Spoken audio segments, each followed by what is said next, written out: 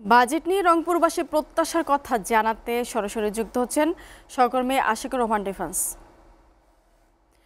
Defence budget নিয়ে রংপুরবাসী কি বলছেন আর তাদের প্রত্যাশা কি? মুনিয়া, বরাবরই কিন্তু রংপুর একটি উন্নয়ন বৈষম্যের শিকার হয়ে থাকে। যদি বলা চলে যে গেল অর্থ বছরের কথা যদি আমরা বলি যে গেল 24-25 অর্থ বছরে কিন্তু অন্য অন্য বিভাগ এবং সিটি কর্পোরেশন গুলো যেভাবে বাজেট থেকে বরাদ্দ পেয়েছে, সেক্ষেত্রে রংপুরের বরাদ্দ ছিল একেবারেই শূন্য, যেটি ছিল কিন্তু একদম কি না বলে বৈষম্যের একদম যে তলানির শেষ স্থানটুকু, সেটুকুতেই কিন্তু প্রাপ্য ছিল এতদিন ধরে রংপুর। বৈষম্য এবং বঞ্চিতের মধ্যে রংপুর সর্বদাই উপেক্ষিত থাকছে। এই বিষয়টি আমরা যদি বলি যে সিটি কর্পোরেশন ঘোষণা হয় 2012 সালে, রংপুর সিটি কর্পোরেশন ঘোষণা হওয়ার পরও এখন পর্যন্ত কিন্তু রংপুরের সেই অর্থে উন্নয়ন সাধিত হয়নি। এখনো সিটি কর্পোরেশনের অনেক এলাকা রয়েছে যে এলাকাগুলোতে কিন্তু ড্রেনেজ ব্যবস্থার কোনো উন্নয়ন হয়নি, অর্থাৎ একদম ড্রেনেজ ব্যবস্থা করাই হয়নি।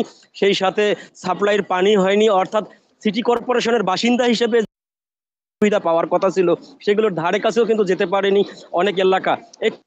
রাখি যে রংপুরের গুরুত্বপূর্ণ সড়ক সমূহ উন্নয়নের জন্য আজ থেকে 2-3 বছর আগ থেকেই একটি একনেকে প্রকল্প ঝুলে আছে।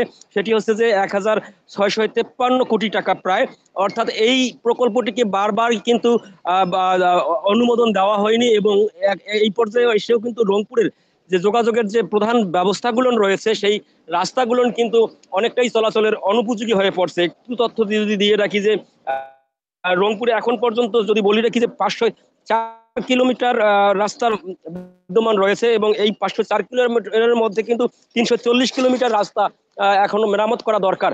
অর্থাৎ যে একনেকে যে প্রকল্পটি ঝুলে রয়েছে এটার কারণে কিন্তু রংপুরে তেমন কোনো উন্নয়নমূলক কর্মকাণ্ড করতে পারছে না সিটি কর্পোরেশন, যেখানে বরাদ্দের পরিমাণ ছিল একেবারে শূন্য। তাই এবারে কিন্তু রংপুরের মানুষের, সাধারণ মানুষের প্রত্যাশা যে 5 আগস্ট পরবর্তী যে বর্তমান অন্তর্বর্তীকালীন সরকার রয়েছেন, অন্তর্বর্তী সরকারের প্রধান উপদেষ্টা এখানে শপথ নেওয়ার পর দিনই কিন্তু রংপুরে এসেছিলেন এবং বলেছিলেন রংপুর হবে বাংলাদেশের 1 নম্বর জেলা।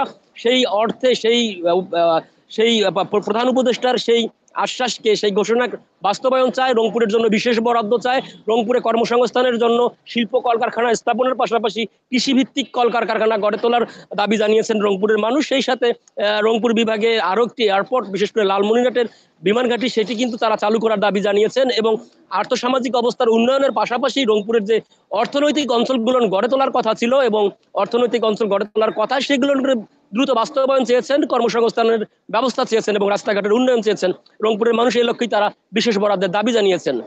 আমুনিয়া, বাজেট পরবর্তী বাজেটে, চলতি বাজেটে অর্থাৎ এই 25-26 অর্থ বছরের বাজেটকে ঘিরে রংপুরের মানুষের ব্যাপক প্রত্যাশা এবং রংপুরের মানুষ বিশ্বাস করে যে বর্তমান অন্তর্বর্তীকালীন সরকার এই বৈষম্য আর রংপুরের সাথে করবে না। আমুনিয়া,